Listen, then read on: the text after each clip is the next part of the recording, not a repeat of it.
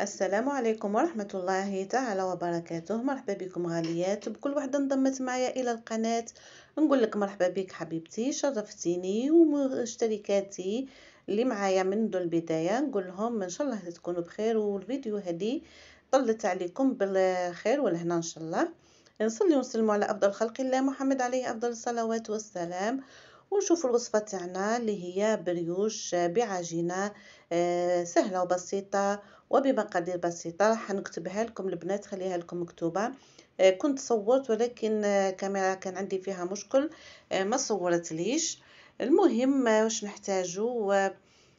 نحتاج 500 غرام فرينة، 3 مغارف زبدة بدرجة حرارة المطبخ. نحتاج بيضة وبياض بيض، الصفا نخليوه باش ندهنو به. نحطو لو زيت دو سيترون ودورانج، انا حطيتهم في زوج، وحطيت لافاني راح يعطيوكم نكهة هايلة للبريوش تاعكم. مغرف كبيرة تاع الخميرة الفورية، تقدروا تحطوا باكي تاع الخميرة الكيميائية تاني. كاس حليب دافي ونبل بيه، وما ننساش اكيد الملح، مغرفه صغيره. نبلها نخليها البنات تلاصق. نحط زوج مغارف تاع الزبده هكذاك يعني طريين، ما ندوبهمش. نحطهم مع الخليط الاول، والمغرفه الثالثه نخليها كي تلم العجينه ندخلها في الاخير، راح تعطينا يعني قوام قطني للعجينه تاعنا. نخليها تختمر كما شفتوني في البدايه كانت خمرت مليح. مع الأجواء الباردة البنات من الأحسن تبلوه بكري وتعطيوه وقته وتخليوه يخمر مليح. ونجي كما كنت تشوفوا انا درت يعني ضعف الكميه، نتوما تقدروا ديروا غير ب 500 غرام.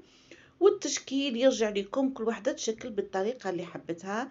كيما انا لهنا درت شكل هذا الضفايره اللي راكم تشوفوا فيها. مجرد نحل العجينه تاعي ونضفرها، ما نشبعش بزاف الضفايره، نخلي يعني مجال للعجينه تاعي كي تتنفخ.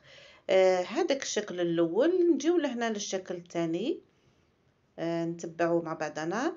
لهنا روليتو انا بطريقه بسيطه. تقدروا نتوما تدهنوا بالشوكولا الطالي، ولا تدهنوا بالزبده وتزيدوا ترشوا عليها ممكن قرفه وسكر، ممكن كاكاو وسكر. وتجيو تعاودوا ديروا شكل الضفايره، حتجيكم فايتي وتعطيكم يعني شكل جميل وراقي. انا اكتفيت يعني بهذا الشكل، كاين اللي ما يحبش بزاف الحلاوه. الشكل الثالث اللي راح نشوفوه مع بعضنا هو الشكل هذا البسيط اللي هو بتي بان، يعني بطريقه بسيطه. نتوما تقدروا كما قلت تقدروا تحشيوه بالمعجون ولا بشوكولاته الطالي. نروحوا للنصف الثاني من العجينه تاعي. كيفاش درتو؟ كنت حليته كامل. شوفوا العجينه كيفاه راهي هايله وقطنيه. استعينوا بشويه تاع الفرينه ولا بشويه تاع الزيت، يعني ما حاش تعذبكم، لانه راح يساعدكم بزاف الزيت والفرينه. نجي لهنا درت شوكولاته الطلي، نتوما خيروا نوعيه مليحه. انا كانوا جابوا لي يعني واحد النوع مع انه معروف ولكن ما عجبنيش بزاف.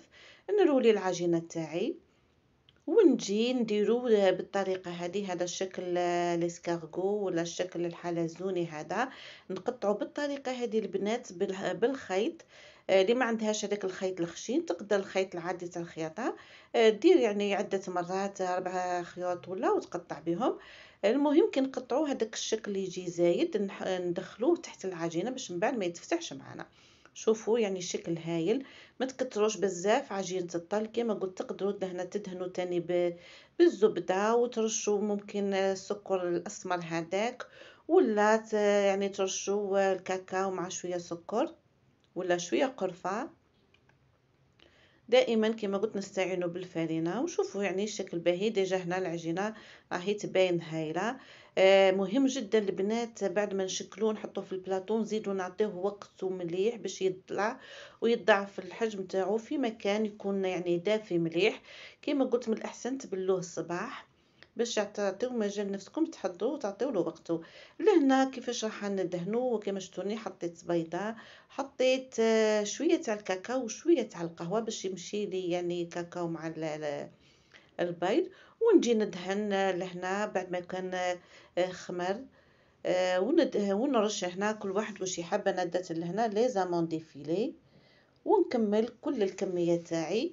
نأكد على خطوة أساسية أنه لازم نعطيوه وقته كي نبلوه باش يخمر مليح مليح، ونزيدو كي نشكلوه نخليوه يزيد يخمر من ساعة لساعة وربع وحسب ما كان اللي يعني تحطوه فيه حتى تشوفوا فريمون الحجم تاعو ضاعف، وتدهنوه يعني تسيسو كي تدهنوه باش ما يعاودش يعني تطيح العجينة يعني تتفش معاكم.